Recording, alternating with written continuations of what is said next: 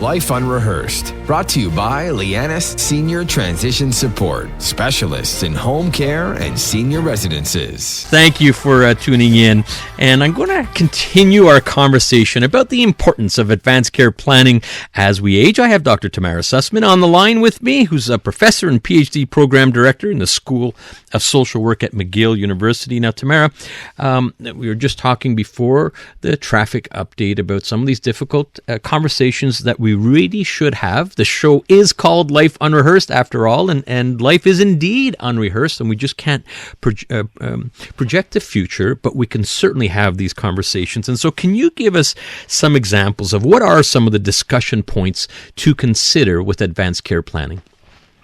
Sure, Matt. So one thing that I think is really important to be talking about is not everybody wants to know absolutely everything.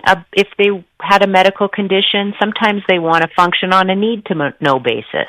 So asking your family member, if you were ill, do you want all that information? Would you want us to absorb some of that information for you and sort of take a little bit more lead in decision-making? That's one area that I think is really important. Like, how much information and how involved do you want to be in decisions, even if you're starting to look maybe like you're not that capable? Still, how much do you want us to try our best to involve you in decisions? That's one area. Think preferences for where you want your care to happen. I know this is a really touchy subject because there's so many stats that say, well, everybody would prefer to be at home, no matter what. But what does that really mean? If you had a lot of complexities and complicated medical things, would you be comfortable being in the hospital and even potentially ending your life there? Would you want to be in a protected sort of environment like a hospice, or are you absolutely committed to the best of your abilities and everyone's abilities to stay at home? And what would that mean and look like?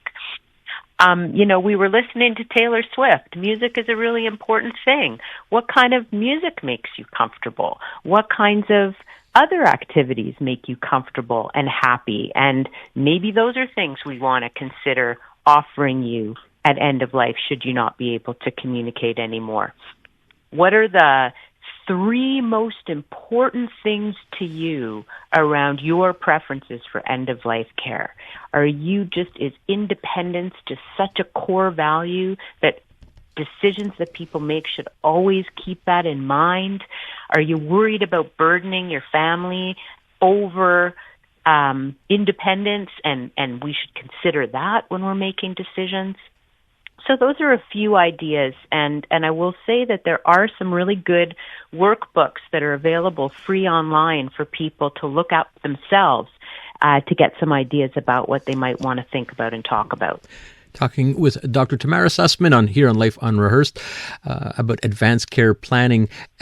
And Dr. Sussman, share some of those workbooks. If you were to look it up right now, can I put you on the spot here with some links that Sure. Our listeners can look up? Okay, so what I do is when I Google your conversation starter kit, that's one really good one from the Conversation Project, and the Canadian Hospice Palliative Care Association has a lot of materials on advanced care planning. So if you put in Google advanced care planning, Canadian Hospice Palliative Care Association, you're going to come up with a whole site and a ton of materials that you could have a peruse on, and even some that are specific to different provinces, because sometimes the rules are different around end-of-life care in different provinces.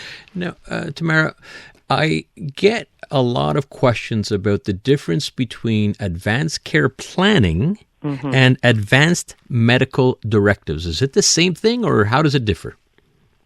So I like to think of advanced medical directive as one very small, very specific component of advanced care planning. An advanced medical directive is when you decide in advance on a medical decision that you want to be adhered to should you be, let's say, at end of life and not be able to communicate, or have cognitive dementia and not be able to communicate. So you decide in advance, and in Quebec we actually have a registry for this through RAMQ, where you can put down whether you would want hydration that is artificial in the circumstance where you might be at end of life.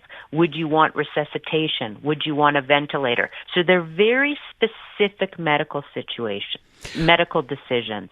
And that's quite different than what an advanced care planning process is, where you're kind of giving people a sense globally of what your values are and what your preferences are that they can take and consider and keep in mind if they're making a decision in the moment on your behalf or with you, by supporting you.